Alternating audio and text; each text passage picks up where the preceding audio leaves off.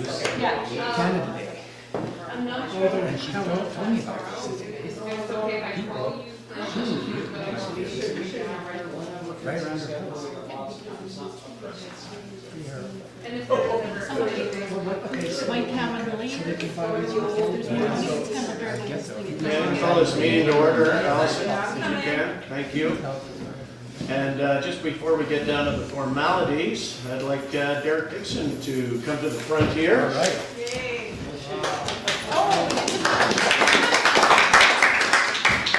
I'd like to welcome Derek as our new fire chief on Bowen Island. It's good to have you here, no question. Derek is a veteran fire hand here. He's been with the city of North Vancouver for 20 years. He's been on the training department, he's captain in the training department. He's on the International Training Association and that sort of thing. So he comes with a very, very valuable asset to come to us. I'm glad you've chosen Bowen Island. I think you'll be a great asset. Look forward to working with you in the future. It's going to be really good. We hope you have a long and prosperous and uneventful. Reasonably uneventful. I hear it wasn't an uneventful first weekend. It's been an interesting first, this is day 6 today officially, so it's been an interesting couple of, getting my feet wet, so to speak. No pun intended, but yeah, I'm super happy to be here.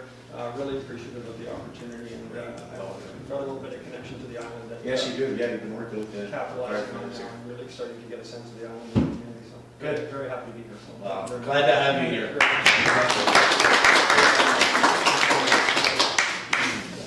And I'd be remiss if I didn't mention Ian Thompson in the back, our outgoing fire chief, who has served us absolutely fabulously for the last X number of years, and it's just been amazing. Thank you, Ian.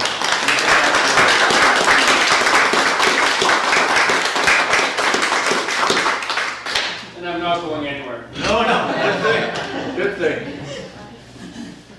All right, the approval of the agenda, the late items. Oh, Don't actually have any late items. Oh, actually we do. One package that was just provided on the Yes. table by Jerry King. yeah. It's in front of you. The printout of the library landscape Landscape, is already yeah. included in the agenda. I just printed it out So we can read it. You can read it. Thank you. This is the one with guns on the front? Yeah. This is not a library. To accompany the public comments, is that what this is? Yes. Yeah. Hey, so does anybody have a problem with the agenda as it is? Or? Yeah, Gary, I'd like to add one thing if I Yes. could, just quick, because we've got a time constraint, and that is bus service for the dog dance. Oh, So I'd okay. just like to discuss Yeah, yeah. that, put that on tonight. And since we're just going to talk buses, can I add a quick Oh, yeah, bit yeah. about this? Why don't we put them both at 10-6 or something? That's just new business. Okay? Okay. So,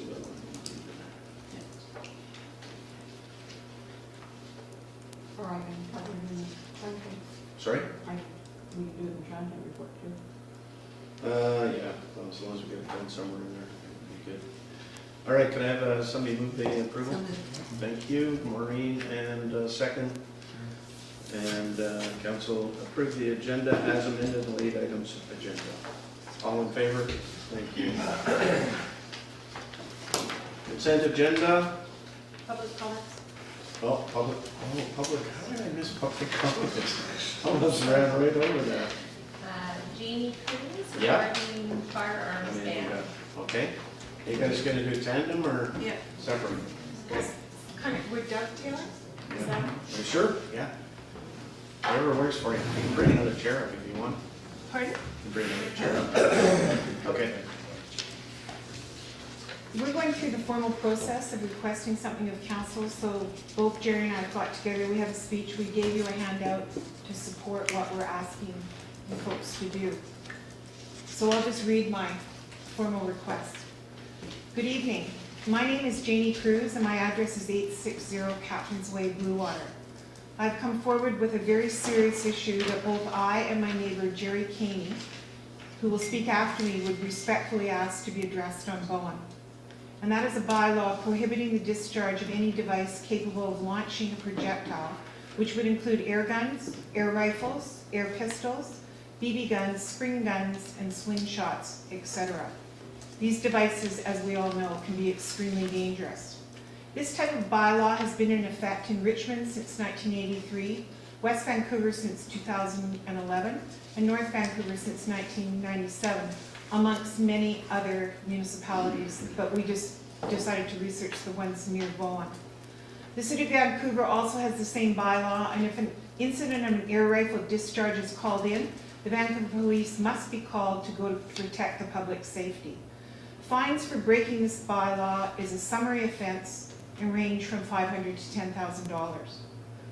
Our neighbor between Jerry and I has 3 air rifles that look like a hunting rifle and have a scope, as witnessed by the handouts that we gave you. They're usually brought out for sport when male guests arrive on his deck and there is drinking. Guns and liquor are a dangerous combination. I'll just now go over the incident. A few weeks ago on a Saturday evening, I was enjoying my own deck when I heard the pop, spew, as many BB pellets were fired in the direction of my property. The target is the ship's bell at the top of my neighbor's ramp, which is probably less than 10 feet from our common property line. I was fearful of losing an eye and felt I could not go into my front garden or walk down my steps to the basement or to my dock. This is not the first time my neighbor has brought out these guns, and over the years, and no amount of discussion with him by myself or my deceased husband could get him to stop shooting his guns. He simply has no regard for anyone other than himself and feels his guns are safe. And because there is no bylaw in Bowen prohibiting the discharge of air rifles, he feels he can do whatever he wants on his private property. I'm sure there are others on Bowen who think and act exactly the same way. The next Sunday morning, I was also on my deck and heard a rapid fire of the gun again and what I thought was a ricochet off one of my downspouts. I was really scared. During a lull in the firing, I poked my head around the corner and tried to talk to the young man who was shooting from my neighbor's deck to the ship's bell. He was very confrontational and declared he was doing nothing illegal and I was perfectly safe on my property. I felt differently and felt very unsafe. Rather than continue a useless conversation, I immediately drove to the RCMP office and reported the incidents to Constable Copeland, who was quite shaken by my story, especially that my neighbor is 58 and the young man who was shooting is in his late 30s. These are not kids. These men, in quotation marks, know exactly what they're doing because these air guns are not classified as firearms under the Criminal Code of Canada. The pictures that you have in front of me, you can go to Canadian Tire and just buy. They're very, very dangerous and they're meant to mimic guns, obviously. Constable Copeland took my statement and visited my house the same day to clearly understand what was going on. He also visited my neighbor's home and spoke to him and his young girlfriend about my reported incident. My neighbor immediately brought out his guns and asked Constable Copeland to prove that his guns were illegal. One small concession was my neighbor finally admitted to Constable Copeland that shooting air rifles from a deck towards a neighbor's property was in fact dangerous. In subsequent conversations with Constable Copeland, my neighbor's air rifles do not fall under the Criminal Code of Canada, but he confirmed they are certainly dangerous. I've also reported the incident to Tyler Ruggles, Bowen Bylaw Services Officer, who was extremely helpful and suggested I bring forward the use of Bow's Bylaw number 21 as a starting point for a Bowen firearm bylaw. It is also my understanding from both Tyler and Constable Copeland that they were going to discuss the incident further. I don't know whether they have.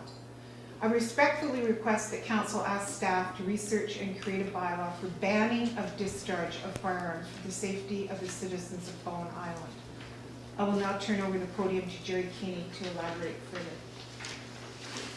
Thank you, Jane. Jerry. Thank you. Mr. Mayor, councillors. I hope I don't sound too much like an echo here, but anyway, mine's quite short. Good evening. My name is Jerry Caney. I live at Blue Water Park. I fully support the submission by my neighbour Janie Cruz requesting that council consider the introduction of a bylaw to limit or prohibit the use of firearms and projectile launches not covered under the Federal Firearms Act or the Government of BC no shooting order on Bowen Island as outlined in BC Hunting Regulations Management Unit 2-16 restrictions.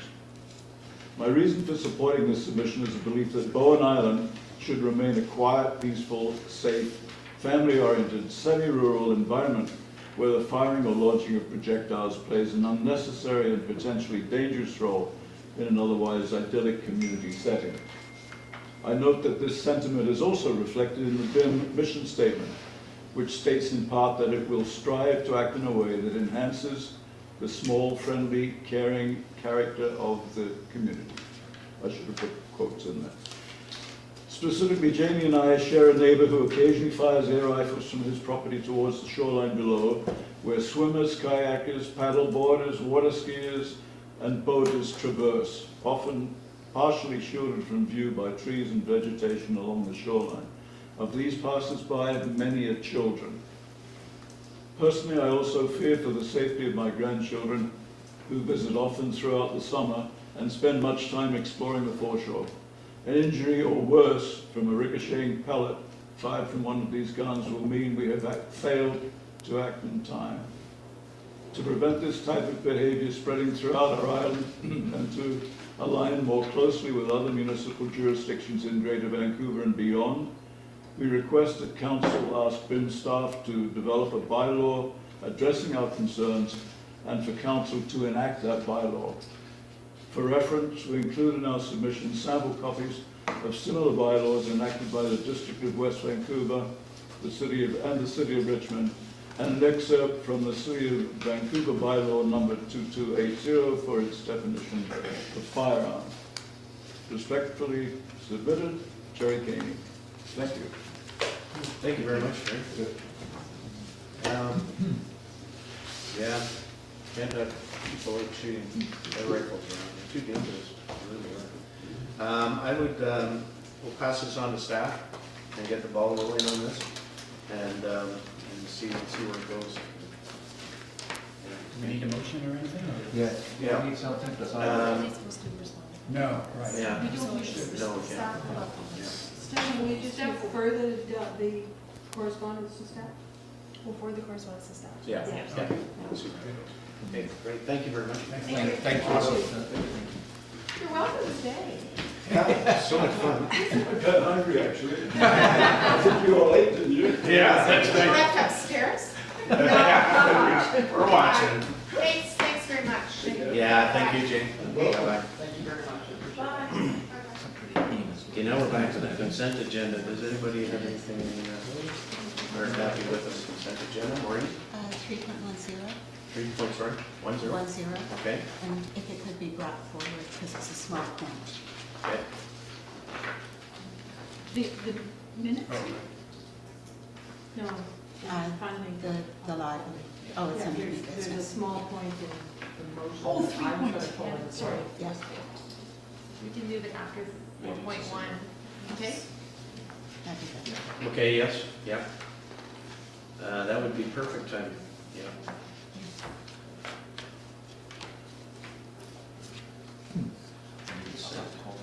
Thanks, Bo. Anybody else? Okay, council approved the items as outlined in the July 22nd, 2019 consent agenda. Second for that, thank you, David, all in favor?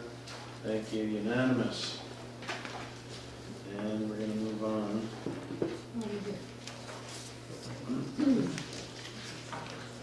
Very stiff paper for Well, it's cardboard. Cardboard. It's cover stock, yes. So we have a delegation, Tina Nielsen, Chief Librarian, and Jackie Massey. Come right up.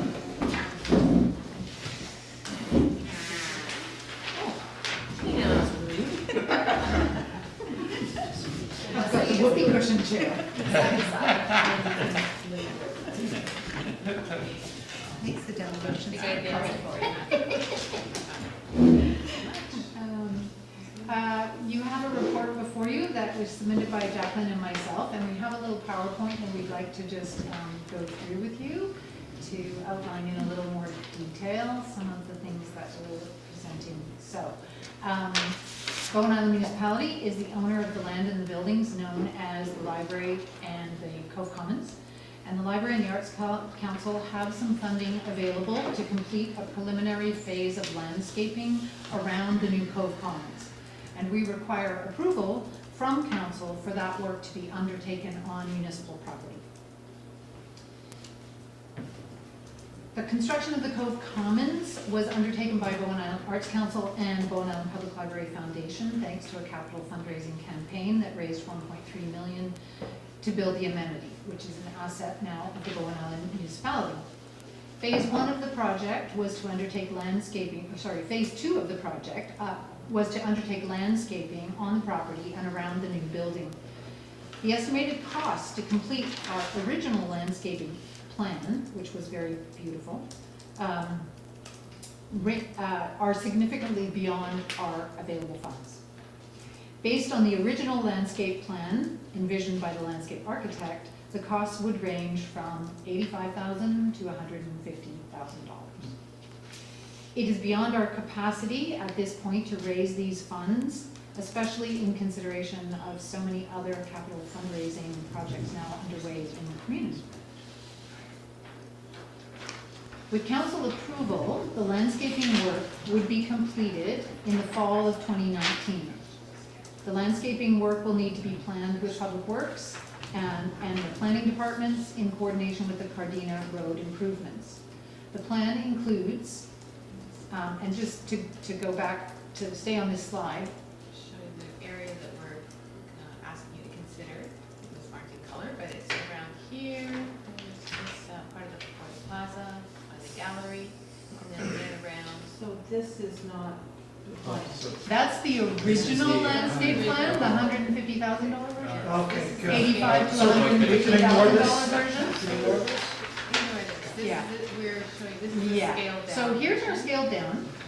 We have we've removed the stage, we've removed, boulders and benches and quite extensive planting, and we're just focusing on, essentially on the gallery side that Jackie just outlined, on having a small amount of a paved concourse in front of the gallery, a paved plaza area, and some foundation planting in the corner, a little bit of foundation planting on the other side towards the tourism, the Boulevard Cottage. And then on the library side, facing the parking lot, to remediate that area that is quite terrible looking at the moment, with at least grass, some minimal foundation planting, and perhaps a few trees along the parking lot. So, yeah, so Yeah. this is what the west side, or the annex, library annex side, looks like at the moment. As you can see, it's pretty dismal, and as well as being unsafe, and unsafe in terms of accessibility. Yeah, so and this is the gallery side, where we would be adding some more paving out front and some foundation planting sort of up to the pathway that exists now without extending much further. So the plan is designed as we have it now. We sort of scaled it down and designed it to allow for the addition of other things in the future, walkways, trees, benches, planted areas on both the east and west sides at a later date. And if additional funding is secured later, we would love to put a raised stage area as well on the gallery side. So just a sort of one step up that could be used for programming and various events that we might want to be putting on. So the budget, as scaled back significantly. So here's our budget, and there's a mistake in your, I apologize, in the report that I sent you on the second page where it says financial resource maintenance implications. I say we have $35,000 available. We actually have almost $45,000 available. So that's my mistake in the typo in the report. My apologies.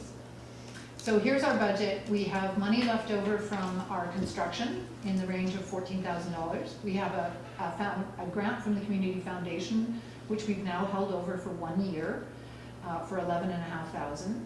We have just over $3,000 in donations. We have a grant from the Knick Knack Nook for $6,000, Our landscape architect has donated his fees of $5,000, and we're expecting to have donated labor in some of that work in the range of $3,000 and a GST rebate of $1,095. Costs? And the costs magically add up to the same amount. Wow. How does that happen? does that happen? She's a librarian. That's what the contractor will be absolutely told they need to work within. So we have scaled back and said, you know, really lawn and foundation planting, so rather than putting in sod, we're talking about hydro seeding or just seeding. Pavers and drainers have been, pavers have been pulled back and are quite a bit smaller. We've removed walkways to the north and a few other little walkways that just we can't afford to do. Yes, we've removed lighting from the plan, etc. So that's the budget as it comes out, including the admin fee from the contractor and the GST. And that's what we would be working with as it is today. We wanted to point out to you, and we have a couple of letters of support. You've probably received a letter from Jody Lorenz at Tourism referring to this area, and we have a letter from Colleen O'Neill at Caring Circle just to refer to this north side, which has become a regularly used pathway for the Caring Circle and tourism, both staff and customers. It's also used as a shortcut to get to the cove businesses by residents of Deep Bay and Snug Point, and for visitors who are coming through from the lagoon, as well as people parking in the parking lot on the west side, often use this as a shortcut to get through to the lagoon and Deep Bay. The terrain is fairly uneven. The walkway is rough and unlit. And though we have an access door in the back side there, we don't use it for public use. It's primarily there for emergency uses. So our budget does not cover the cost for improvements on this area. It's hoped that an accessible walkway and some lighting in this area between the Cove Commons and the Boulevard Cottage could possibly be included in BIM's plans for Cardina Road improvements, which I believe also include some walkways and lighting. So, yes, in conclusion, what we're requesting from you primarily is to grant us permission to proceed with the affordable landscaping plan with the funds that we have. Particularly our grant funding that we have from the foundation. I think we absolutely need to use it this year. We've held it over for 1 year, and we're both worried that otherwise we'll lose that funding. And same with the $6,000 that we've already received from the Knickknack Nook, so we'd like to be spending that money this year. So the money needs to be spent by the end of 2019. Simplified landscaping on the two sides can be easily achieved with minimal impact on BIM resources. If approval is not granted, we're concerned that funding from the grants could be lost. And the west side in particular is aesthetically unappealing and presents safety concerns for the public walking in this area. So it's recommended by us that council grant approval for the landscape plan as attached to be implemented in the fall of 2019. It will enhance the aesthetic of the property, make it safer and more pleasant space for the public, including both residents and visitors to the island. And then finally, we just request that schedule of the work that is planned for the Cardina Road improvement so that we could coordinate that work. Yeah, we'd like to very much work with Public Works and the Planning Department just to know what their timing and their schedule is for the work that they're doing along Cardina Road so that we are in tandem and nobody needs to tear out the other's work. Awesome. The motion says east and west sides, and if you talk about the sketch we've got, that's very hard to read together, the side, doesn't show much on the west side. It's got a yellow thing, and I'm afraid I can't read it. So what are you proposing to do on the west side? No, the one with the yellow lines around. Really what we're proposing in that area is to remediate that area with lawn, so probably through hydro seeding. And then along the corners of the, in those corners by the annex there, by the window, alongside the window there, some foundation planting. By that I mean some garden beds at the corners, just soften those corners. If there was funding, we would love to plant a few trees alongside where that proposed walkway would be alongside the parking. So what you're seeing is not where the parking is now. It's bumped in quite a bit. That diagram shows it quite a bit in from where the parking lot is now. So this diagram, it allows for a little more parking than Yeah, what's so- there now?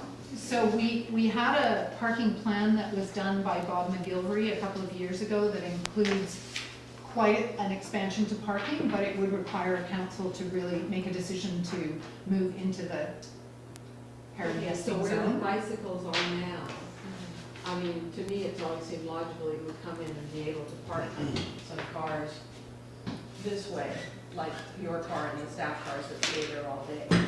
So it's not easily accessed, but it would be just, and leave some of the other spaces that are the prime ones for visitors to the island to get into. We sat there in the ferry lineup Saturday morning and watched probably 10 cars pull into that lot and have to back out because there wasn't a place to park.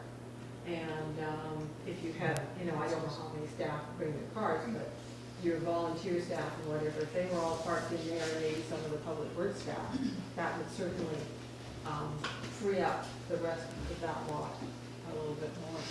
So I'm not sure that I'm in favor of turning all of that into So- one. So, thanks, because I go by there quite a bit, and it's sort of like a shame with the beautiful building and the landscaping, which is a very small proportion, obviously, of the total cost. Couple quick questions. One is, bike parking, where is that gonna be? Because I know it used to be along the side of the building, and it was sort of semi-covered and all that. If you go back to that other picture, obviously, right now, that one's sort of stuck in the middle of nowhere, is not. So I'm just curious what your thoughts are on the bike parking aspect.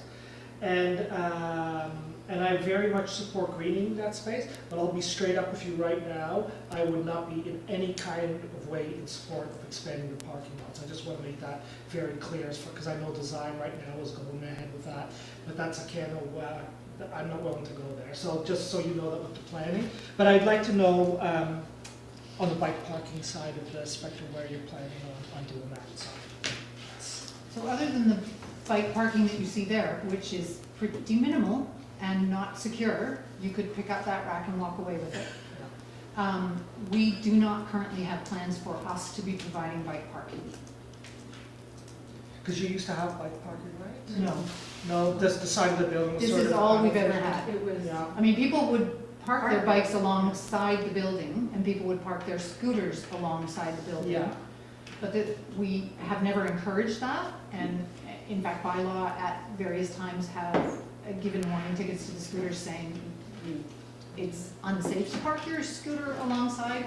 It also impedes the pedestrian walkway to have things parked right alongside. It means pedestrians can't be out of the range who are walking into the building.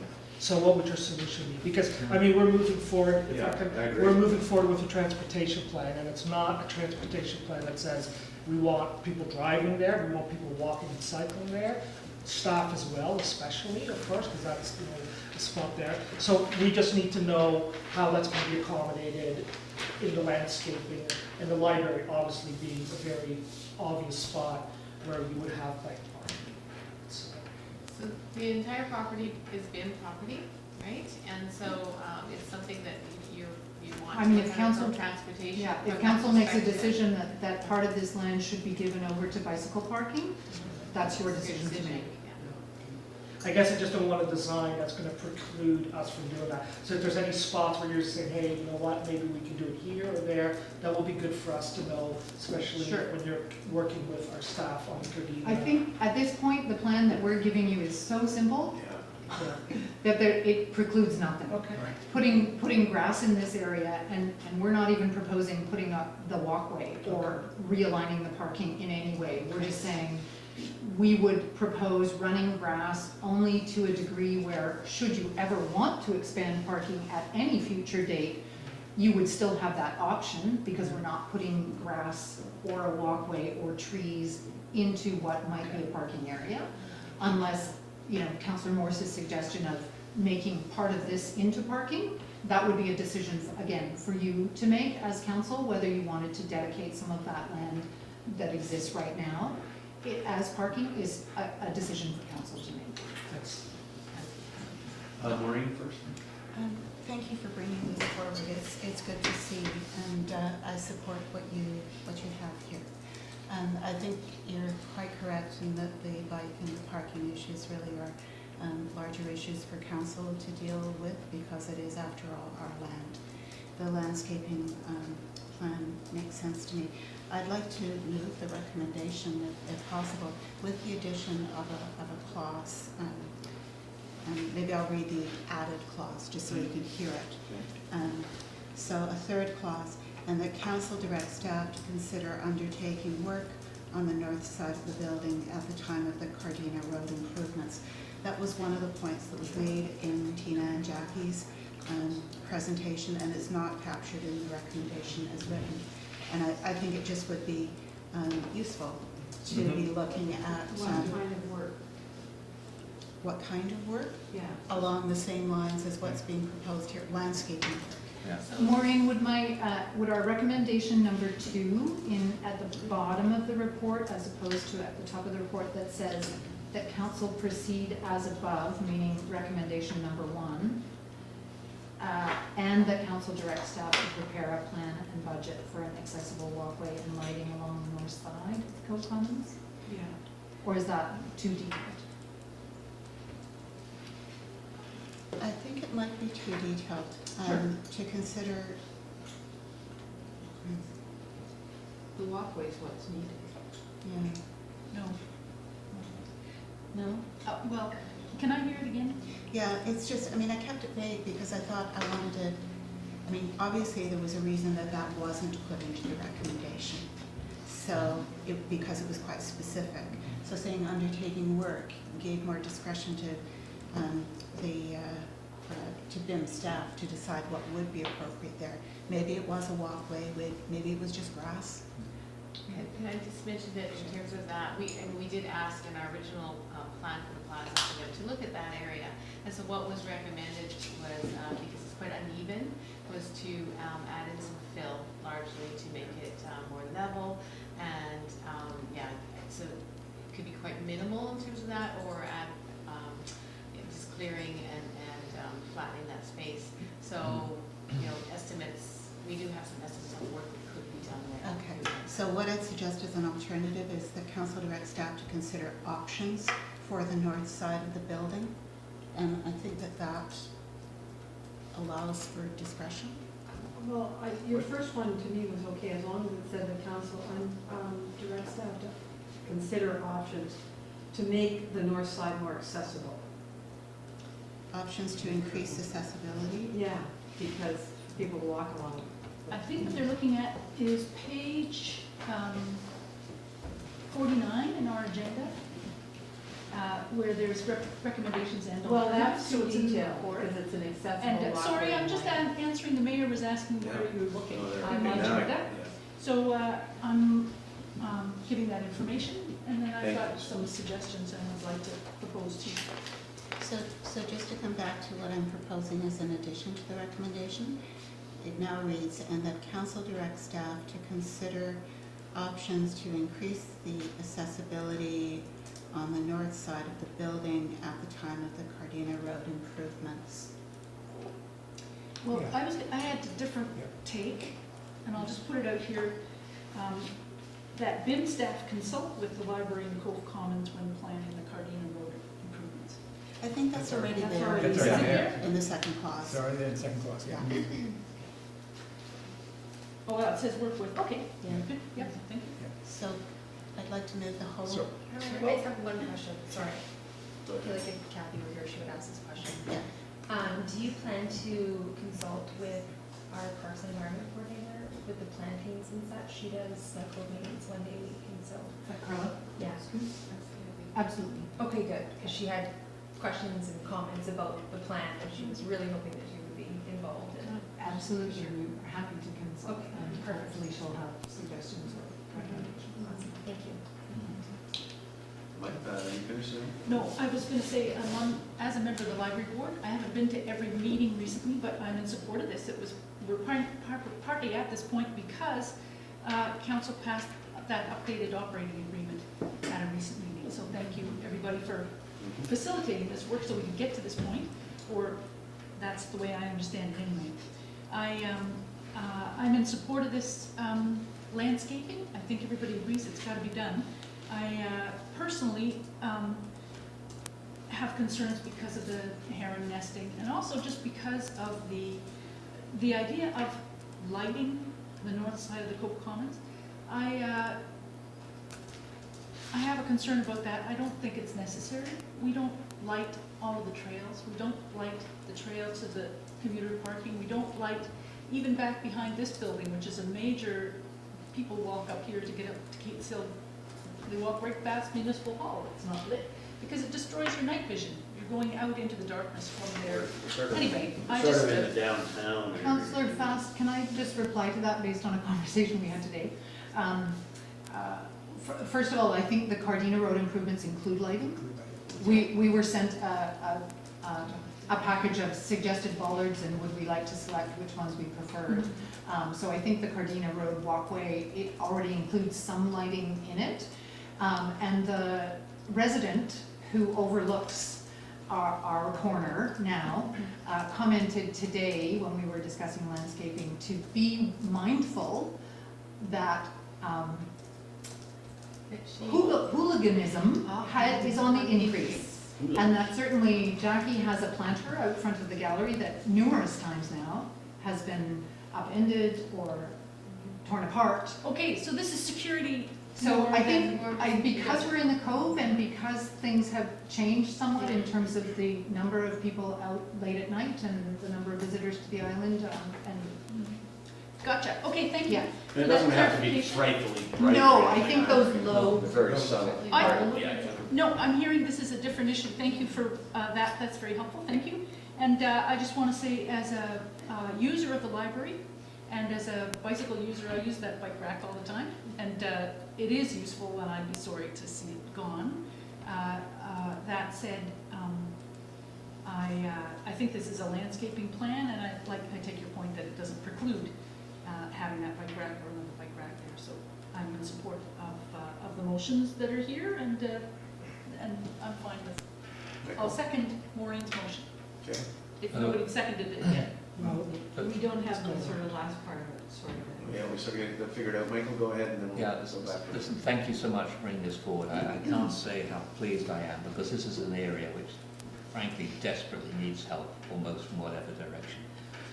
Look, with landscaping, ultimately there's going to be a responsibility for maintenance.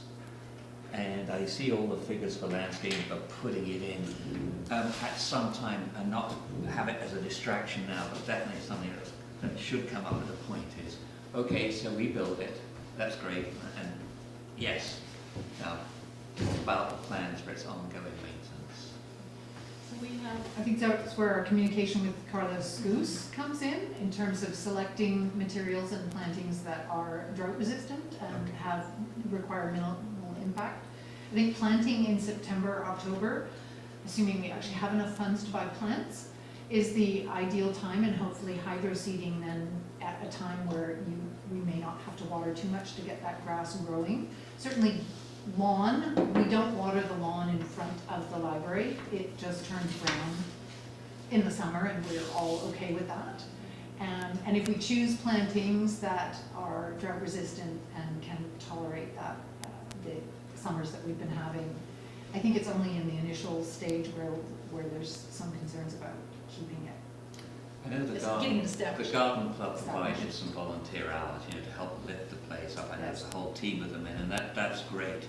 It always worries me whether it's gateway gardens or all this stuff. We're putting it in, but we are going to have to look after it, because in a way, a badly maintained garden is almost worse than what we have now. So please, I hope at some stage, whether through the meeting, I know that we actually come up with a firm agreement that, yeah, we've done it, great, and please, thank you.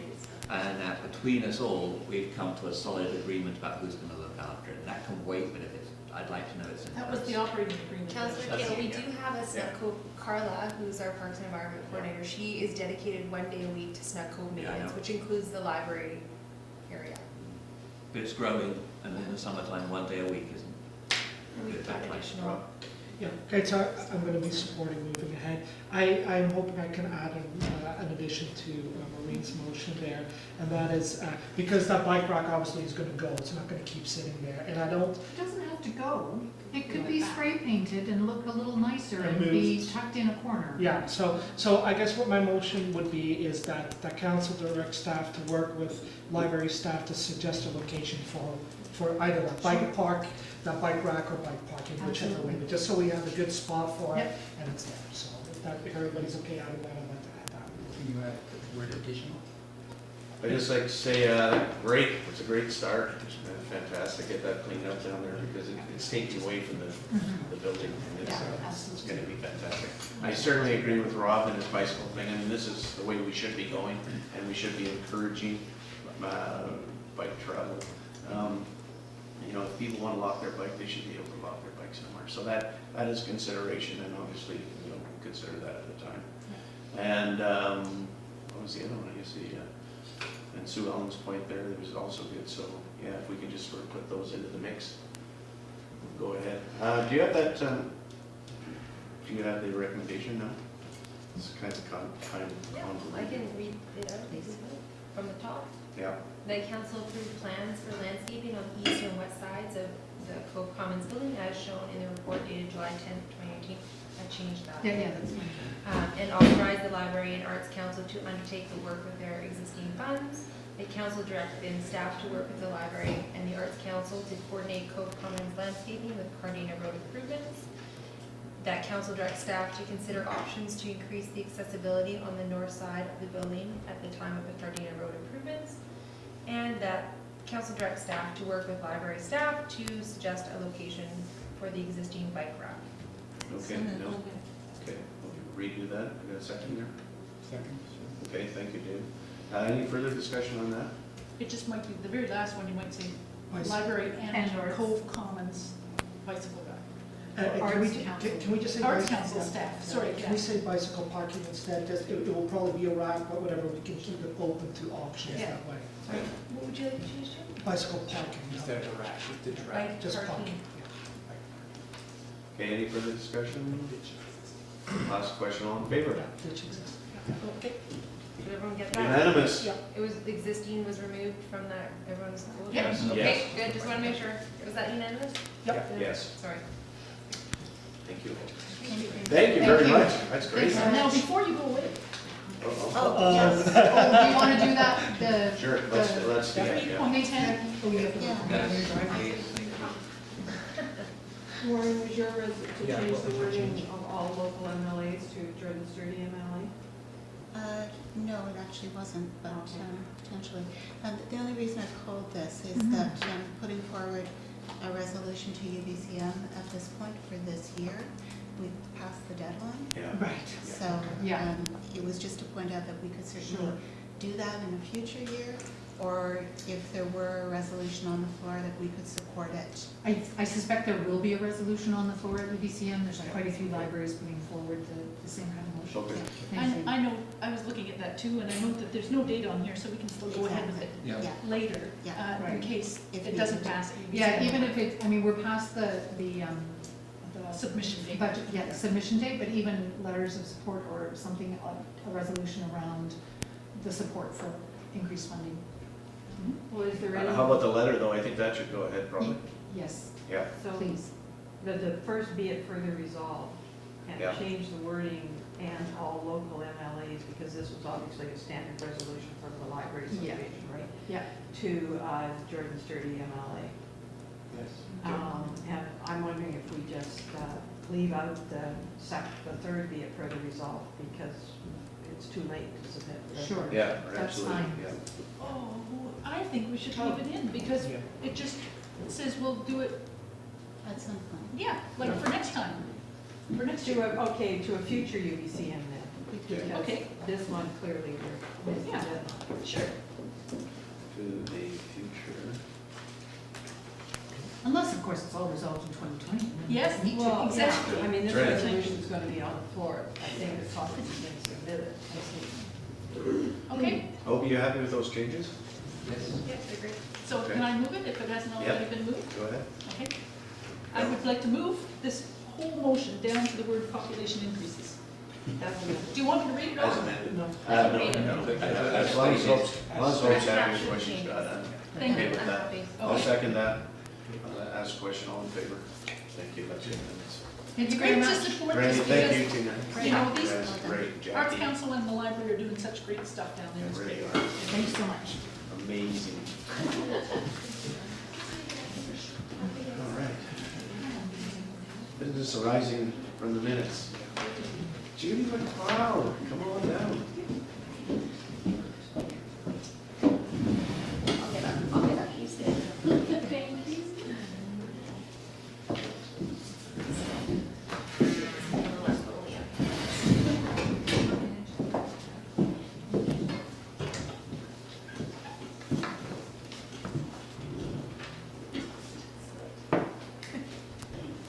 I just charge in. Yeah, charge it. Georgian, okay, I'm back again.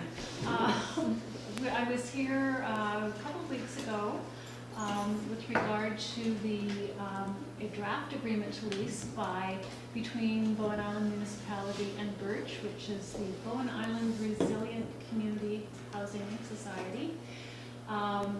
The recommendation, that was back on June 24th, and council received the draft and referred the draft to the Mayor Standing Committee on Community Lands to have some consideration of that. So that went to the Mayor Standing Committee last week, and they had a good look at it, went through it line by line, and had some comments to make, which have been incorporated back into the draft agreement, which is now a proposed agreement.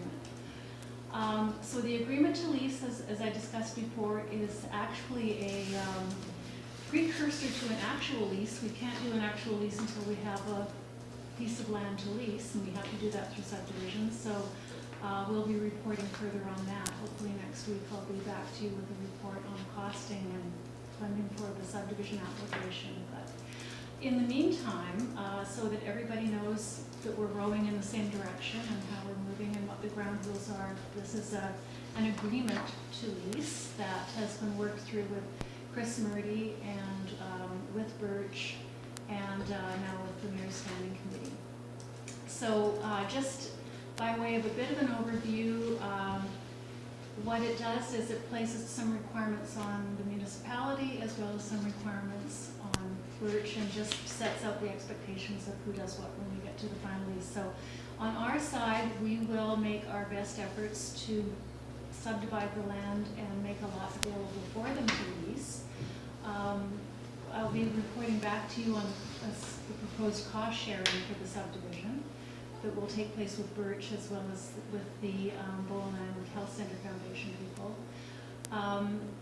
The lease, as per the agreement that you have in front of you, would be for a 60-year period at a nominal rate of $10 a month, which is for the intent of having Birch go forward and get the funding to provide affordable housing, which we are thinking at this time will be a project of approximately 24 affordable housing units on a 0.15 hectare property.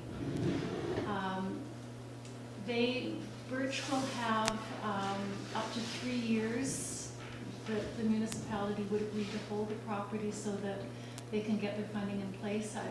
From the discussions that we've been having with them lately, they're hoping that is not needed in terms of time frame. They're looking at, I think, into the fall of next year when they hope to be coming forward with something very substantive. The agreement spells out that the sole use of the property will be for affordable housing, and that will be subject to a housing agreement that we will enter into between the municipality and Birch. Staff, I think I missed a slide in there somewhere. Anyway, yes, I'm sorry, the agreement also sets out, who is responsible for what, that the municipality would not be shortfall responsible for any shortfall in revenue. And essentially, Birch is responsible for all site constructions, for the building, the landscaping, the maintenance, parking, utilities, taxes, unless the municipality has an opportunity or wishes to waive them, insurance and all those sorts of things that they would do as landlords. It also has provisions about what should happen in the unlikely event that the society fails to exist, and other things that protect the interests of both Birch and the municipality. When the agreement went to the Mayor's Standing Committee, I think I was pretty impressed. I think everybody had read it and had a good discussion on it. At that time, staff, there are two things that I think you've probably already adopted in your minutes, if you've adopted the minutes of the standing committees, and that is that when we do a housing agreement, that there be a provision in it for annual reporting, just to make sure that the housing mixes and so on are what they were intended to be. And also that the approving officer be requested to bring the subdivision back to the committee, the Mayor's Standing Committee, for discussion. And to that I say aloud, yay, because I think that council is the applicant on this, and you as the applicant, we're all kind of wearing a few different hats in this, but as the applicant, you need to ensure that it's doing what you intend it to do. So I'm very happy that we'll be able to have that discussion around the table to deal with the nits and grits of the subdivision. The actual one change to the agreement was made just with regard to ensuring that Birch provides as much as possible of the parking that they can on the property. So there was a change to section 5.1 that just made it clear that they were expected to do whatever they can by means of variance. Also, the committee added in the possibility specifically of using bylaw 423, the cash in provisions, where they made, and also wanted to make sure that it just wasn't necessarily a municipal property, but if they needed other land, it could be on their property within the village commercial zone. So with that, the changes were made, and Chris did his magic to make it all suitable for signing. So the recommendation before you tonight is that council authorize the mayor and the CAO to sign the agreement to lease between Bowen Island Municipality and the Bowen Island Resilient Community Housing Society, included as attachment 1 to this report, which sets the parameters for a future lease of 0.15 hectares of a 0.15 hectare portion of Lot 3 of the community lands, which is actually Lot A, BCP 20428, District Lot 490, to Birch for the construction of affordable housing. On with that. I'll second that. Okay, thanks, Rob. Hey, further discussion? Anybody have any issues there? I would just like clarification in the motion, rather than saying included as attachment 1 to this report, attachment 1 to the report of July 15th, 2019. Or to know which report we're talking about. Actually, in this agenda, the attachment was behind, in front of, on the agenda, it was in front of the report rather than behind it. I can fix that in the revised. So Yeah. actually, it should be this one because this is the one with the changes, so it should be the one that is attached to the report you have in front of you today. Okay, but this is the report I have in front of me today. The report of July July 15th, 2019. July 22 or July 15th, July before the meeting 15th, date. the meeting July date is 22. July 22nd. Yes. Yeah, so Yes. that's why I'm saying, that's, Oh. because 10 years from now, 2 years from now, somebody may be looking at this resolution and wondering what report we're talking about. Okay. That's why I just wanted to put in the date of I July. see that. Yeah, sorry. Gonna add that info? Right. Thank you, sorry. Good. Any other issues? So, Just I'm delighted to see this. Good work, everybody. indeed, yeah. Yeah, Let's do it. took a bit. Last question, all in favor? Beautiful. I think Robin would be here, but she's away on holidays right now. Covered for Chairs a there. swim. Yeah. Thank you, Judy. Okay, so they proposed,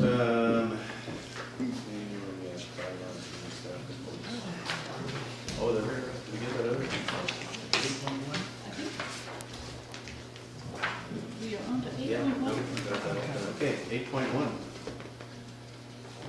so Sarah Fraser, Assistant Deputy Minister for Science and Natural Resources. I can speak to this. Hey, Sarah. So we, as you know, we received a permanent exemption to apply for the Rural Dividend Program, which is an accomplishment for all of us. Yay! Congratulations, Excuse yeah, it's me, fantastic. That's boy, great. It's yeah. huge. And, well, what it means is that there is potential funding up to $500,000 for partnership projects. At a prior meeting, we passed a resolution to get in contact with Minister Donaldson at Glenroe to say thank you for allowing us to apply in the 5th intake and to request an exemption. Between the time we passed that resolution and now, we got the exemption. So the first recommendation is to rescind our prior resolution because it's redundant. And then the second recommendation is that we send that thank you and we copy the various parties who supported us in making the appeal for a permanent exemption. Pamela Goldsmith-Jones, Jordan Sturdy, Peter Lupham, the Islands Trust, and Sav Jalawal, the chair of Metro Vancouver. And then the third recommendation is that the CEO and myself look at options for applications for the 6th intake for the Rural Dividend Fund and report back to Council. As you may recall, the application deadline for the 6th intake is August the 15th. So Kathy and I have had some conversations about what might be viable and what isn't doable. It may be that applying for the 6th intake is possibly premature, given that we just received a grant for the 5th, but we would like the okay to sort of pursue some of those options and come back to Council. Perfect. Yeah, I think if we can come up with something to go for, I think it would be great. A question on the first resolution. It was passed on May the 27th, and this is almost 2 months later. I'm assuming staff has already sent that letter. No, the letter was drafted and under Gary's name, and it came to me for further revision. And if you recall, we were under a dome of silence from the province for about 6 weeks before it was possible for us to make this publicly known. So while the letter was in draft form, we got the okay. Okay. And then we had to wait because we couldn't say anything. Well, that's okay. That works. I just didn't want to rescind something we'd already said. Yeah, no, it hasn't gone. Does anybody have a problem with this? So I'd like to, Oh, I have a Yeah. question. The letter that came from the Assistant Deputy Minister, is that in here in the package? it was in the package, doesn't appear to be. It is, Is it a correspondence or info items? Information? No, it's attached under item 8.1. Is it? Because I'm looking at pages 71. Page 71, 72, that's the letter. Oh. Okay, it's Gotcha. just, yeah, it's Thank just you. not linked, Okay. yeah. It's linked at the bottom of the third recommendation. Yeah. Okay. Thank you. So, may I remove all of the recommendations at Yes, once? please. Yeah. Yeah, so moved. All right. Second. Further discussion? All in favor? Yay! Fantastic. Thank you. And we're going to move down to reports, committees, Cal, and commissions. Councillor Hawking and Fast. Right, that was a typo. It's actually just Councillor Hawking. I'm not on this committee anymore. Oh, okay. Sorry. Scratch it then. Yes. So this was an interesting discussion we had at the Transportation Advisory Committee. One of the concerns we've had for a long while is the hills of Miller Road for people on bikes, people walking. It's obviously really dangerous. It's narrow and often there's cars parked in the way, so it's hard for people to make their way safely up that hill. And you know, there's not a lot of room. So we had a citizen, Matthew Redekop, came and gave an interesting presentation to the committee, and the committee thought this was worthy of further discussion and wanted staff to have a look at this proposal and see how it would work. And if you've had a look through it, the idea of putting the rocks there, it's not the rocks are right beside the road. The rocks will be over to the side, just far enough over that makes it difficult or impossible to park without having your car sticking out in the road, but it's still plenty wide enough for people walking and so on. So there's a safe spot for people to be moving up that hill. So now, obviously, this was an interesting presentation by somebody. We haven't looked at this in detail. Staff would need to look at it in details, and so that's why the recommendation is that we send this to staff to have a look at and see whether this proposal has merit. How much parking goes on there, David? I've gone up and down to have a look, and it's kind of changes all the time. Yeah. When I was up just yesterday, there wasn't a lot, but there was some that were, blocking places where people could walk.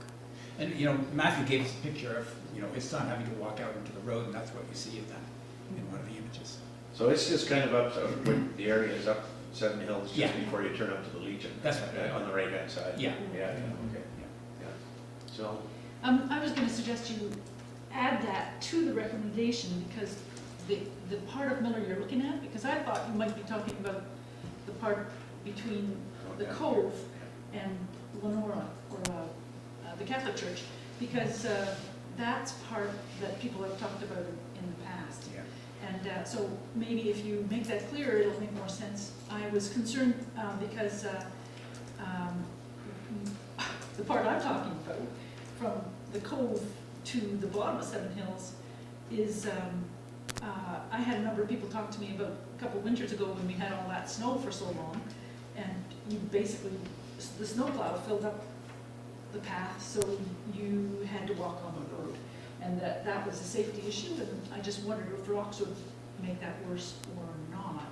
And also just the ease of maintaining it. I know they just take the mower down and mow along, and so would this take a whole bunch more maintenance to get around all the rocks and stuff, while also letting the trail grow in, Anyway, so those were a couple of issues, and I think it might be solved by defining more clearly this particular spot where you'd like that. So what are you suggesting in The terms Seven of? Hills section of Miller Road?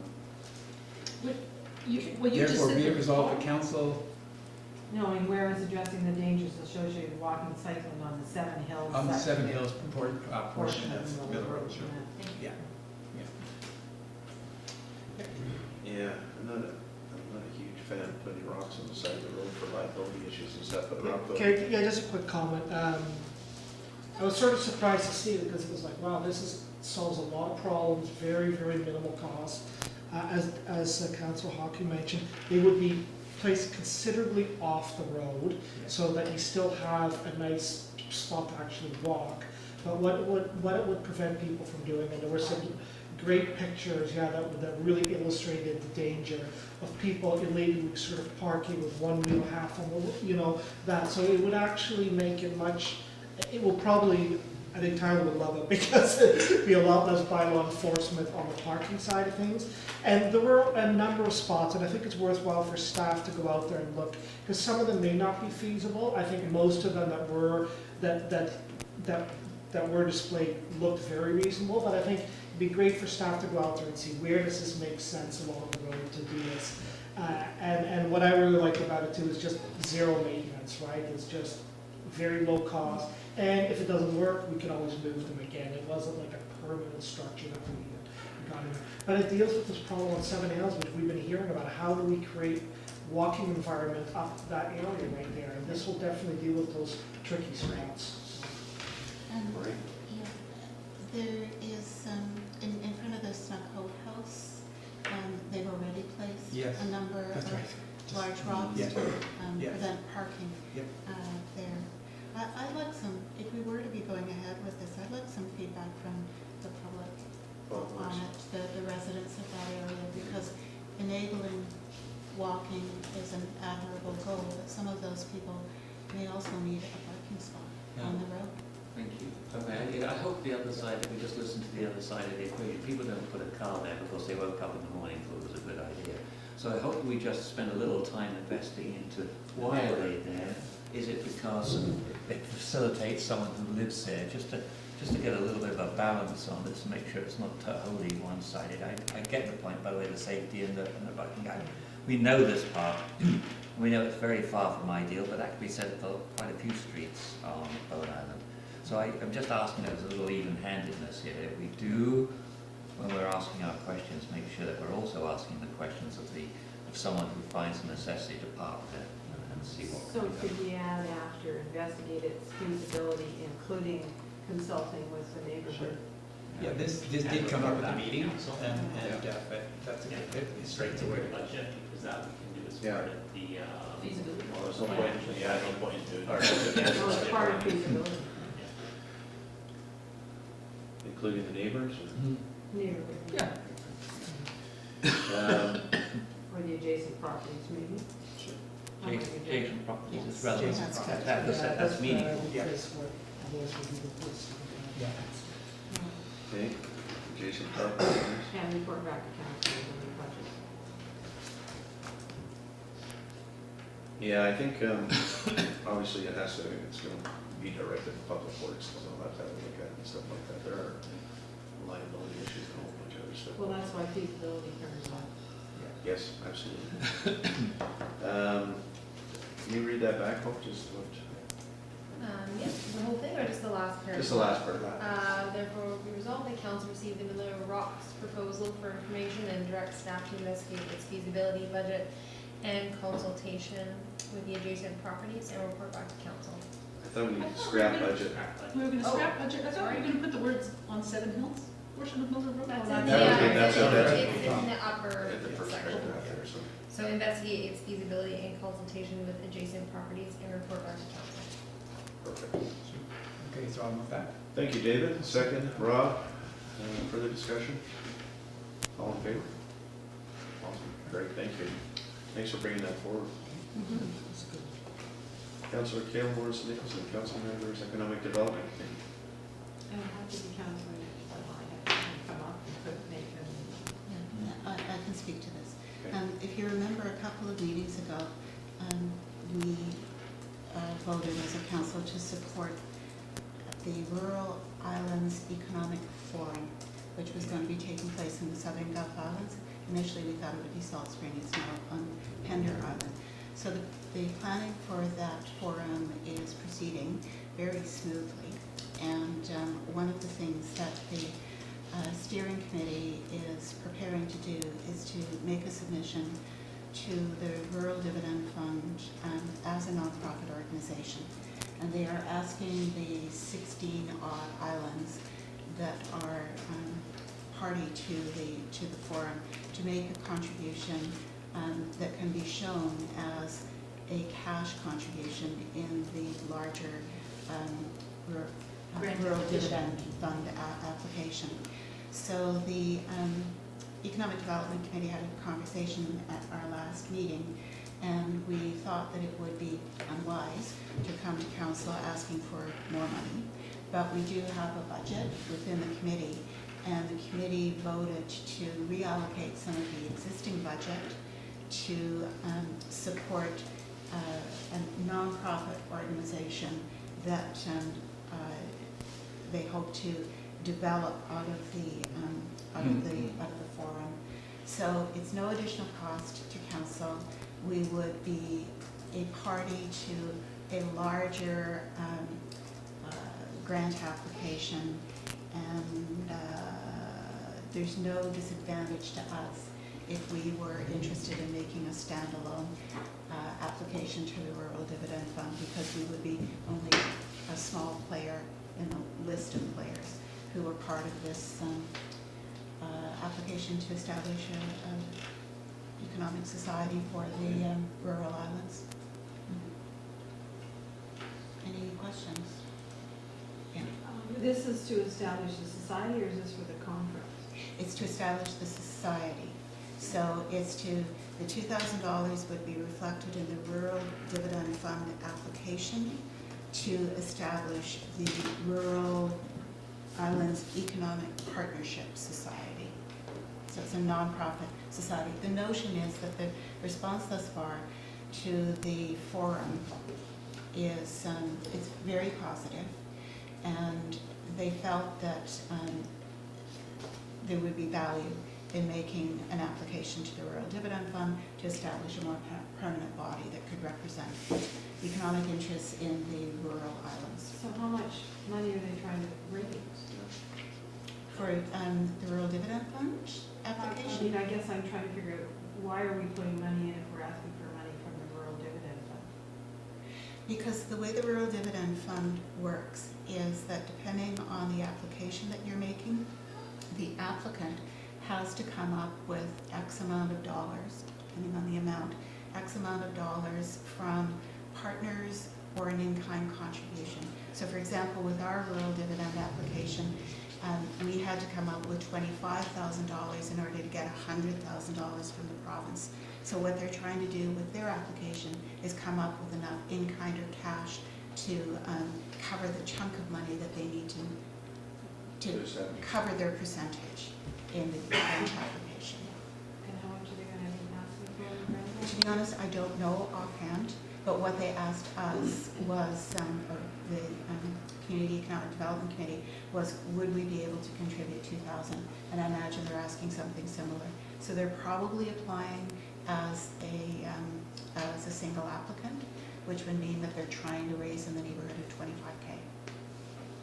Is this an annual thing or just one shot? I think Startup this is a startup, and Yeah. I don't think it would be an annual request once they get going. And if it were, when we decide annually, Yeah. Mm. And we'd be a member of the society. Mhm. I don't know, I could ask. Because if Certainly. we're coughing up that kind of money and not gonna be a member of the society. We'd need to find out whether there were Yeah. benefits or disadvantages to being a member of the society, and I assume it would be benefits. Yeah. Any other, Sue? I've been following this from the Islands Trust side, and so we've heard about it at Trust Council a little bit, and but I've also seen emails that are coming my way and that kind of thing. So it would be a way to work in partnership and to leverage our membership in the Islands Trust, I think, and but also to work with other islands who are also small and isolated in similar situations from us, so that it would be to everybody's benefit, because we share the same kinds of difficulties, and we would want to be exploring the same kinds of opportunities, and so I think it makes sense from an economic development perspective to at least try it this year. Yeah. Well, In the inaugural forum planning and society planning as the energy is coming together. It's been in the works for a number of years, the liaising side of things, and now Bowen is being asked to participate, which I think is super. So I'm in we won't support. know until we try. Yeah. So let's see what happens. So I'm in support. Allison? I have absolutely no problem with the idea of having a rural islands economics society. I don't know why they would partnership with it. But we've already put into the planning team, and if the Islands Trust is going to contribute money, then it can contribute money on behalf of all the communities that are part of the trust. The Islands Trust isn't contributing money. We're just hearing about it. So none of the other islands are going to be contributing money, because none of the Islands Trust, unless they're coming out of their Economic Development Commission. Yes, where are the funds coming from? Well, I think that the other islands are contributing funds, Salt Springs, for So it's example. coming out of their Economic Development Economic, Commission. it's all through the economic development side of things, which is through the CRD, the Capital Regional District. I mean, these are good questions. If you want, we can defer this and I can get answers. Well, that was going to be my other question, I guess, when do they have to put it, this middle of August? August 15th, Yeah. yeah. So if you want me to go back and ask questions, I can do so. Or you can take this at face value, which is that the Economic Development Committee, which has been working with the planners on this now for 2.5, 3 months, feel that it's a reasonable investment of monies that are already allocated to EDC. Yeah, I don't see an issue with I that. would want to support the work of the economic development. Huh? The committee's done this work. Yeah. It's their decision to do with their money. It's going to cost us more than $2,500 to keep swirling us round and round. Why don't Okay. we just get on with it? Yeah. Yeah. All right, I'll move. Well, no, when Sue Ellen raised that they'd asked the Islands Trust, then I felt that No, we no, were I leaving the heard Islands about Trust it and at they the Islands were Trust. going to Yes. donate the money, then we were donating to that. Okay. Move it. So I can second it. Okay, the council authorized the Community Economic Development Committee to reallocate 2,000 of its approved 2019 budget to support the Southern Gulf Island Community Resource Center application to the Rural Dividend Fund to establish the Rural Islands Economic Partnership Society, and that the funds be reallocated from the speakers and delegations line item to 1,000, from education courses line item 1,000. I second it. Any further discussion? Last question, all in favor? Okay.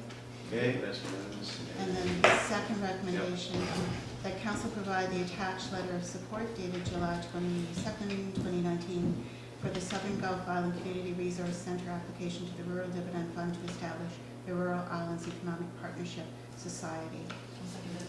Okay, any further discussion, all in favor? Thank you, it's unanimous. Thank you. All right. Thank you, that'll be interesting to see how that unfolds. Mhm. New business, David Hawking, Metro Vancouver. A few things, thanks Gary. One is, and I reported on this a little while ago, remember there was an issue last year about board remuneration? Yes. So And they, Maureen reporting on it. yeah, so they had a committee to look at this and investigate what should be done. And what they decided to do was they're making one change, and that is to electoral area A. And remember, the electoral area A person left because of so much work. And a new person was elected, Jen McCutcheon, who seems great. So what they decided, just that, and then everybody else, it just stays the same, but there would be, since the compensation for Metro Vancouver committee members and directors is based on an algorithm or a proportion of everybody else's salaries across the region. And if everybody else's salaries go up as a result of the tax change, then there would be a retroactive payment back to the directors and board and committee members and so on based on that. If I explained that properly? Yeah. Basically, since the payment to Metro Vancouver members is based on a percentage of, a tiny little piece of everybody else's salary across the region, all councillors across the region, if that goes up because of that tax change, the tax change that the federal government made, then the salary of, or what people at Metro Vancouver get paid would go up as well, the same proportion, but it would be paid next year as a retroactive payment. So in other words, nothing changes this year, there would be a retroactive payment if necessary next year. So after all that dust up, it's a pretty quiet result. A couple of other things. One interesting thing, and it's in actually the little board report that's in the attachments. And the waste, Metro Vancouver does a waste composition study every year, and what they do is basically they take a load of garbage, they dump it on the floor, and then they go and they figure out how much is plastic, how much is paper, and so on. And still in the average garbage across the region, compostable organics is the biggest amount, it's 26%. So I don't know what ours are, because we don't do that, but I think we'd be way ahead of that. I don't think too many people on Bowen are putting their organics in the garbage. And then paper is 18% and plastic is 16%. So even though paper people have been talking about recycling paper for what, 20 years, 30 years, it's still a fifth of all garbage. So, somewhat discouraging, but I think we're way better on Bowen Island than that with our recycling. I think we're made better than knowing. Maybe that will actually, if that was broadcasted, maybe that would actually set a few light bulbs going, because most people have got a paper recycling box, bag, something nearby. 20%, that's huge. It's huge. Well, I guess I can tell you, Michael, that I used to be a staff at Metro Vancouver doing exactly that, telling people what the proportion of garbage was and doing communication programs about it. And despite, decades of that kind of work, bad behaviors persist, unfortunately. A couple more things. The Climate Action Committee meeting was really interesting. That was last Friday. And what it will go into the board for board approval this Friday, but what they took was, remember, there have been some scientific discussions about the 1.5 degree increase in temperature rather than the 2 degree increase in temperature, or the limit on 2 degrees from the Paris Agreement. So Metro Vancouver Climate Action Committee approved going to a 1.5 degree target, which means 0 carbon dioxide by 2050 and a 45% below 2010 levels by 2030. So very aggressive targets. And I can send you some interesting graphs if you want to have a look at what that actually looks like. So anyway, that will go to the board this Friday. I think the board will probably pass it. I will certainly vote for it. And I'm also been working with our Environment and Climate Advisory Committee, AAC. I forget what the second A is. Advisory committee. Action. Action. Oh, yeah. Action Advisory Committee. Anyway, I've been working with them on a plan, a revised climate change plan for Bowen Island, and I'll be bringing that forward shortly. Great. Just getting some slight little amendments from other members of that committee. Oh yeah, finally one more thing, and just to tell everybody about this. This is, Metro Vancouver's had this for a while, but they've got a website called Grow Green. And you just Google it and go to it. It's pretty great. There's all kinds of Grow, G-R-O-W, Grow Green. And so, you know, it's what Metro Vancouver did is they're looking at how can we help people with their gardens in ways where they are helping absorb water, using less water in their gardening, supporting bees and other pollinators and so on. And so they created a website, and once again, I can say I was involved in this. It's one of the things I really pushed for when I was there. And so they worked with UBC Botanical Garden to make sure that this is really scientifically based. And so it's a pretty great place to have a look if you're looking for xeriscaping, looking for lawn alternatives and so on. There's lots of good stuff there to have a look at. So it just bring people, just Google Grow Green. You might have to throw Metro Vancouver in there. And it's a pretty great spot to look at. And yeah, that's it. Thanks, David. All right, Councilors Fass and Kale, Islands Trust. Sure. Go ahead. Okay, I'll report quickly. I wanted to mention just about the rural dividend fund, that I'll be forwarding that letter that we received from the Deputy Minister back to Claire, who's our trust area-wide services person who was here at the last meeting. And because she's the one who really worked on the draft, I've done a basic outline of the draft of the very first letter, and that was in June 2018. So it took us a year to get to this point, after many years of behind the scenes and looking at options and getting into the foot in the door. So anyway, I'll be talking to her about that and congratulating. So that'll be on. It will be on the next agenda because we'll forward it to the chair as well. And so that's great. That is one of the ways that the Islands Trust supports island communities through economic development, is things like that. I just want to clarify that the EDC kind of work, the economic development work that I hear about at trust councils, is from delegations who come and speak to us to let us know what the issues are in their communities, or the possibilities, or the things that they're working on, and also in emails that come to us from correspondence and things like that. So I also just wanted to draw everybody's attention to 12.10C. I think it's page 123. And so this is just kind of a roundup of some of the marine issues, that protecting the marine environment that the Islands Trust is working on the behalf of all the Islands Trust area, including Bowen. And so I just wanted to put the idea out there that it's a little bit like public health.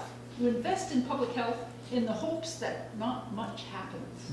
And so this is a kind of protective work that is going on by members of the executive committee. Sometimes I get involved in those things, but you've got a little bit of an outline of a few of them there, just to give you, if anybody's interested. Anyway, you know what's working if nothing happens. That's my report. If anybody's got any questions about trust things, let me know. Michael? No, ma'am, more than happy to move on. Okay, thank you. Councillor Nicholson. The Parks Committee, Metro Parks Committee met on the 10th of July, and for the most part our work was given over to reviewing contribution agreements for the various park associations. So these are organizations in specific parks that organize volunteer activities, have stewardship responsibilities. So there were a number of presentations from the associations. It's neat to see the range of what people do in those in the parks throughout the region. Last Friday, the Parks Committee and Metro Park staff got on a bus and went on our annual bus tour. Did you make it in time? Huh? Did you make it in time? I made it in You time. did? Yeah, Okay, I 'cause missed my you ferry. missed the I drove ferry. the map. I made it in time. There were 2 people who were later than me. Okay, good. Yeah, so we got the bus, and this year we went to Minnetonka, which is on Hip Lake at the far east, and it's not open to the public, but it is stunning. And if it ever is open to the public, we should all go. Just, sorry, not Minnetonka, Widgeon Marsh. I was gonna say. Yeah, it was Widgeon Marsh we went to. Yeah. We explored it, we'd been there 2 years ago. This year we explored it in a lot more detail. They had us hiking up mountainside, discovering a waterfall. The purpose of these trips is so that the Parks Committee is going to make more informed decisions when it comes to the management of the park and also decisions around expenditures. This will be a very expensive park, given how large it is. It's quite massive. And the other place that we went to was Cod Wetlands, which is in Pitt Meadows. Is Region Martin, is that the one where they're looking at acquisitions on spots going sort of up the creek? No, No? that's Kanaka Creek. Oh, You're thinking of yeah. in Nickel Ridge.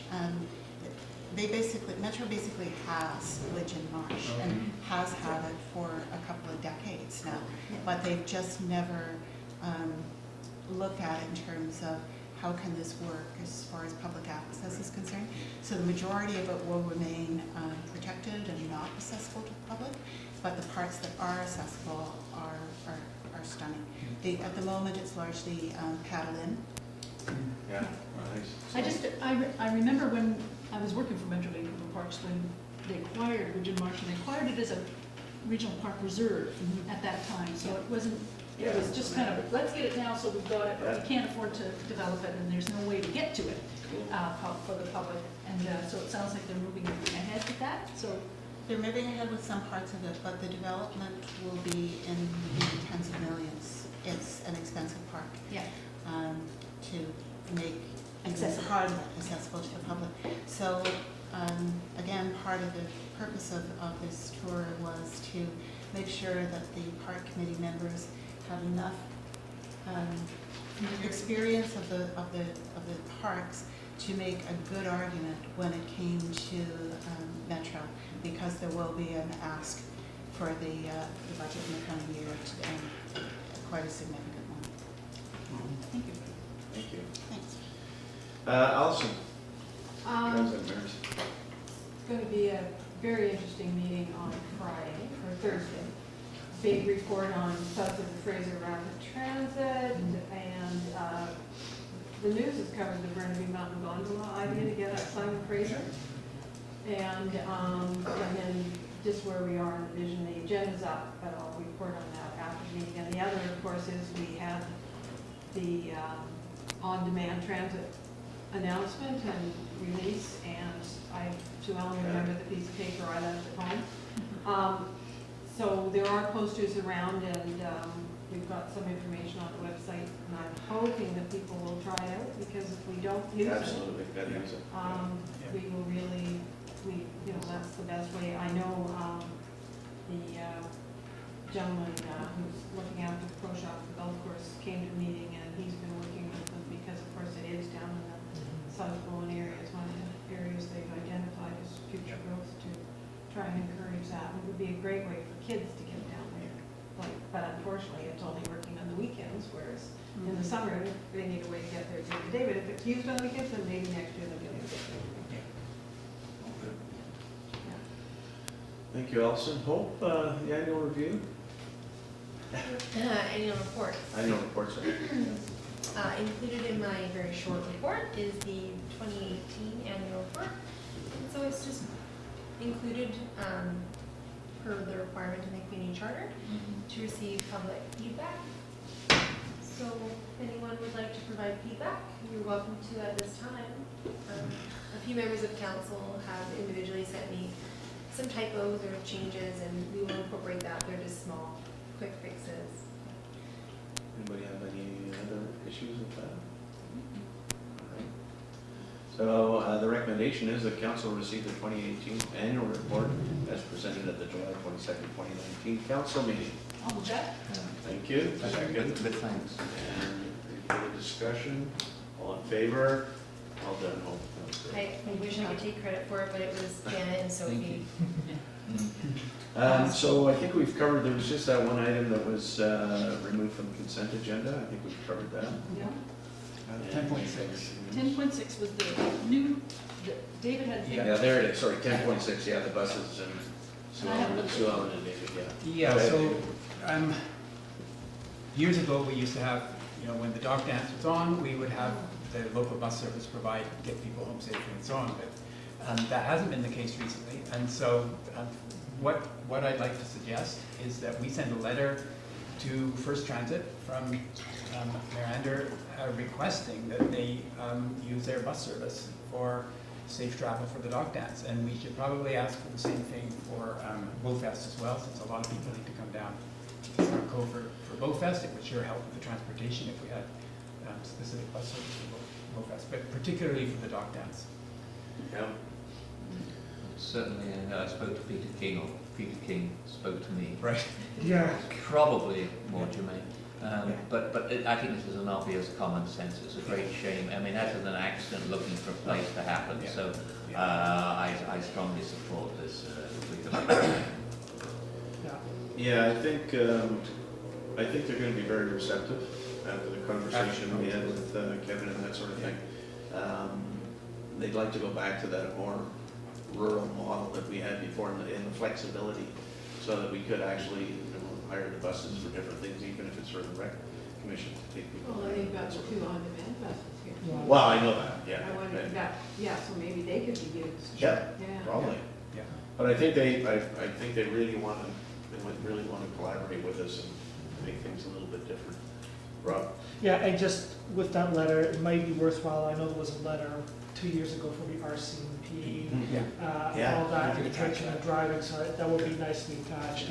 And even I was chatting with Richard this on the ferry coming back, he said, hey, I will drive for free with this tip jar. So I don't know if it will come like, hey, we don't have money for drivers, but they're willing to use existing drivers like Richard, who's willing to volunteer drivers. So there is that, that has been offered as well. So. Good, but I think you're right, David. I think it's time to get them involved and let their actions speak for the words. Yep.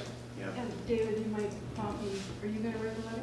I'm sure I'll write the letter. For staff to send, or maybe for Gary to send? For Gary to send, yeah. Sure. We should copy Shirley Shemmings. She's Coast Mountain. She's still there? She's Oh, now okay. the operations manager at Coast Mountain. Oh, okay, that's She's the one I That's awesome. contacted Okay. as soon as I heard about the issue about the scheduling. What was that name? Sure, sure. Shirley. Shirley, SAMU, I'll send you. Well, staff will know. Yeah. Yeah. Absolutely. Yeah. Okay, I'll write the letter. Okay, that's a grand idea, thank you.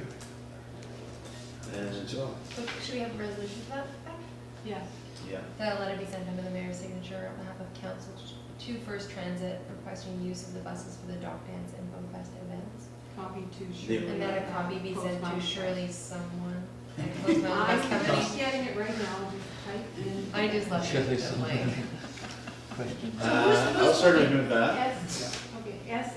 SAMUJH dash Dayal, DAYAL. Got that? better than someone. I'll second it. Good. Further discussion? No, all in favor? Thank you. I knew it was Shrews, but I couldn't remember the additional last name. Okay, so we don't have any more items. Oh, yeah, we do. I just wanted to, Oh, that's I just right. wanted to So, add to what Councillor Morse mentioned, is that it's not only available on the weekends, it's also available weekday evenings. Yeah. So, people are using it, they're booking it from the water taxi and things like that, but I also think if you know of somebody who asks you for lifts or might want to get around on the island, let them know, because it's Uber-esque. It's high-tech. I think young people could be interested in using it, and we, like Councilor Moore said, we take advantage of it. You don't really have to, so they can get a good test too. That's it. Yeah, exactly. Anyway, it's cool. There's 2 little white wrapped buses running around the island as well as the regular buses. So let's take advantage of them and help spread the word. That's my little spiel. I just want to add a tiny bit to that. In our conversation with the CEO of TransLink, he said if this does show that there's a lot of demand for people to get into South Bowen, such as the golf course, and I know there's some people who golf in the audience, that perhaps that would be a good argument for expanding the service down there. And that's what Alison mentioned, but the CEO did say that, so I just want to make sure those who golf are aware of that and start booking some trips. Yeah, here, that's what we have to do. All right, so it's almost a wrap. We've got question period. Anything from the, Everybody else? anybody else? My only question, I do have a question about the naming of the Economic Development Committee. Is it the Community Economic Development Community. Committee, or that, because in the agenda it's still EDC? Oh, it's. Should be CEDC. Yeah. Okay. Thank you. That's it? Takes an editor. Move to adjourn? I'll move to adjourn. There you go. This meeting is adjourned. However, we're going back into our closed meeting because we didn't get it all